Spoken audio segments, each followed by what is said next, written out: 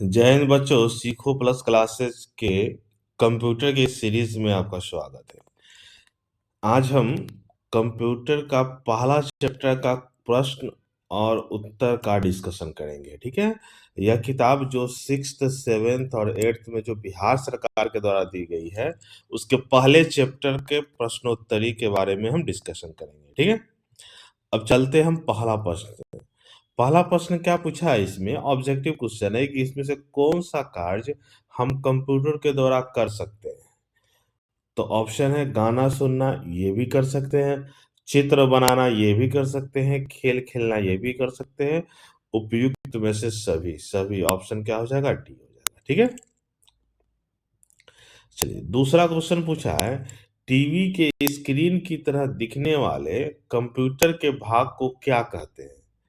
चार ऑप्शन दिया हुआ है, मॉनिटर, कीबोर्ड, माउस और सीपीयू। तो इसका सही ऑप्शन क्या हो जाएगा? मॉनिटर। ऑप्शन आपका ए हो जाएगा। ठीक है, मॉनिटर में हम क्या देखते हैं? आउटपुट देखते हैं, जो टीवी स्क्रीन की तरह दिखता है। तीसरा क्वेश्चन, कंप्यूटर का मस्तिष्क किसे कहा जाता है? ठीक है, इसको ब्रेन ऑफ कंप्यूटर बोलते हैं। किसको कहा जाता है? तो चार ऑप्शन दिया, मॉनिटर, कीबोर्ड, माउस और सीपीयू।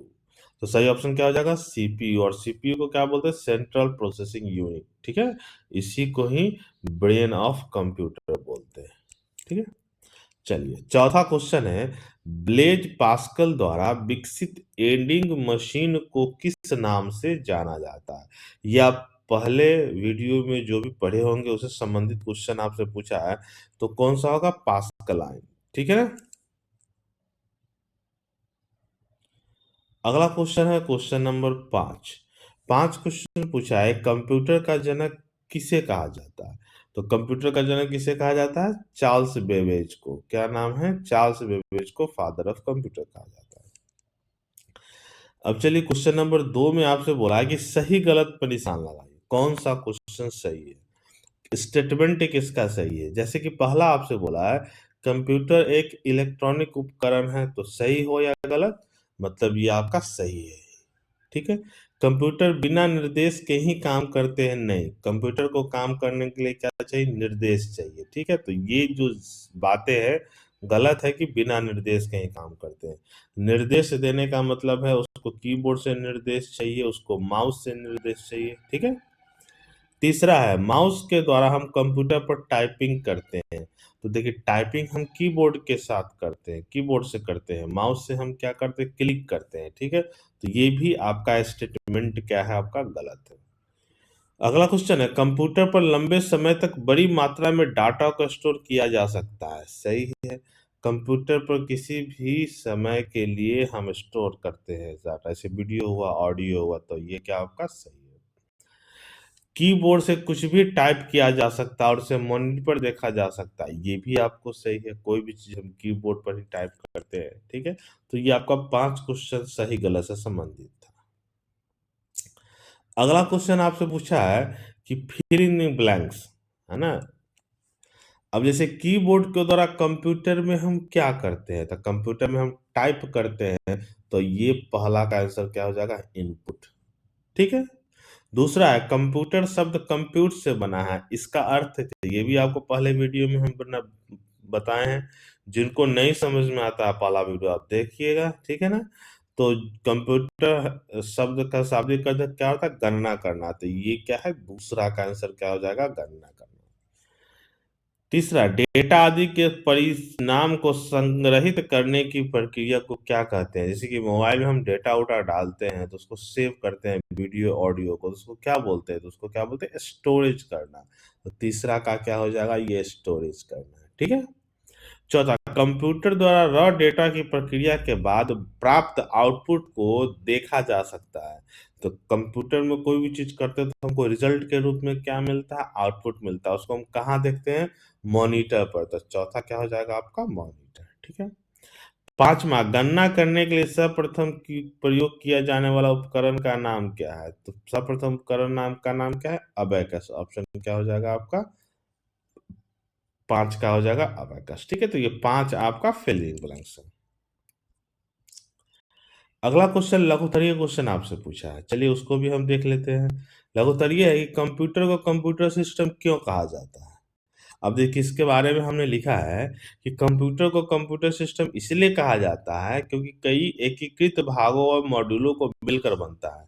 कई एकीकृत भाग और मॉड्यूल क्या होता है, जैसे कि मान लीजिए समझिए, एकीकृत भाग का मतलब हो गया कीबोर्ड, माउस, सीपीयू, सबको मिलकर बनता है, इसलिए कंप्यूटर सिस्टम कहा जाता है।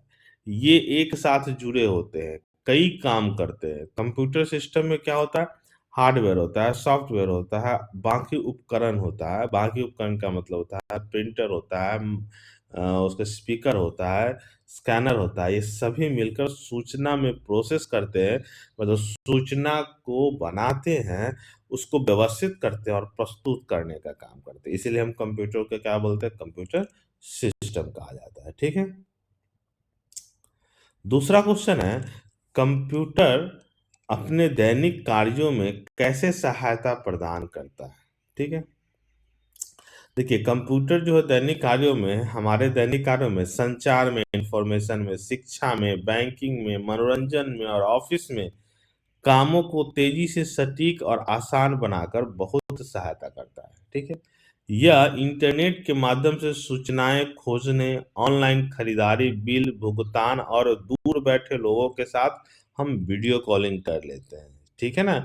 इस तरह कंप्यूटर हमारे दैनिक जीवन में काम को आसान करता है। ठीक है, बैठे बैठे हम बुक कर लेते हैं, ट्रांजैक्शन पैसे का कर लेते हैं, वीडियो कॉलिंग कर लेते हैं, मूवी देख लेते हैं, गाना सुन लेते हैं, मनोरंजन का काम कर लेते हैं, टिकट बुक कर लेते हैं। ये सब काम हमारे दैनिक जीवन में प्रयोग और उपयोग होने वाले हैं, जिसका उपयोग हम कंप्यूटर के सहायता करते हैं। अब क्वेश्चन आपका है तीसरा, कंप्यूटर की विशेषता बताइए। क्या है कंप्यूटर की विशेषता। तो पहले वीडियो में भी आपको हम बताए हैं, चैप्टर 1 में कंप्यूटर तेज काम करता है, तो पहला विशेषता गति हो गया। दूसरा, मेहनती होता है, लगन से काम करता है, कहने का मतलब वो कभी थकता नहीं है। विश्वसनीयता, कहने का मतलब होता है कभी गलत नहीं करता है कंप्यूटर। स्वचालन, स्वचालन का मतलब होता है जैसे हम उसको कोई निर्देश दिए तो वो करके ही ऑटोमेटिक सब काम खत्म करता है। ठीक है। बहुमुखी प्रतिभा, कहने का मतलब वो एक साथ बहुत सारे काम कर लेते हैं, जैसे कि वो गाना सुन लेता है, गाना सुनने के साथ साथ हम टाइप भी कर लेते हैं, टाइप करने के साथ साथ हम गूगल भी कर लेते हैं, सभी काम हो सकता है। स्मृति, स्मृति का मतलब होता है कि वो स्टोरेज कर सकता है, जितना भी डाटा हो अगर उसकी क्षमता के अनुसार स्टोरेज वो करता है। सटीकता, सटीकता का मतलब होता है एकदम सही काम करता है, कभी गड़बड़ी नहीं करता है, तब तक जब तक कि आप गड़बड़ ना करें। ठीक है। चलिए अगला क्वेश्चन है, कंप्यूटर कैसे कार्य करता है। ठीक है ना, कंप्यूटर कैसे कार्य करता है। अब यहाँ पर देखिए कंप्यूटर कैसे कार्य करता है। कंप्यूटर में चार तरह का काम होता है। पहले तो वो इनपुट लेता है, तो वो किससे, कीबोर्ड, माउस, स्कैनर आदि से इनपुट लेता है और कच्चा डेटा, इसको रॉ मटेरियल बोलते हैं, कच्चा डेटा देता है और निर्देश करता है कंप्यूटर को कि हम ये डाल चुके हैं। आगे है प्रोसेसिंग, जिसको प्रोसेसिंग यूनिट बोलते हैं, जिसका उपयोग सीपीयू के साथ थ्रू होता है। तो सीपीयू में क्या होता है, उसको कंप्यूटर का क्या बोलते हैं, मस्तिष्क बोलते हैं। वो इनपुट डेटा पर काम करता है और वो उसको निर्देश करता है, उसकी गणना करता है और ये निर्णय लेता है कि हमको करना क्या है। ठीक है। जैसे कि इनपुट में अगर हम बोल दें कि 5+4 है, तो वो इनपुट काम किया। इसी को जोड़ने की प्रक्रिया हम क्या, उसको प्रोसेसिंग बोलते हैं। फिर इसको स्टोर करता है, ध्यान से देखिएगा। अब इसको हम आगे चलते हैं। स्टोर करता है, डेटा को प्रोसेस करने के दौरान या बाद में उसे स्टोर करने के लिए मेमोरी, रैंडम एक्सेस मेमोरी जिसको बोलते हैं, हार्ड डिस्क का उपयोग करता है।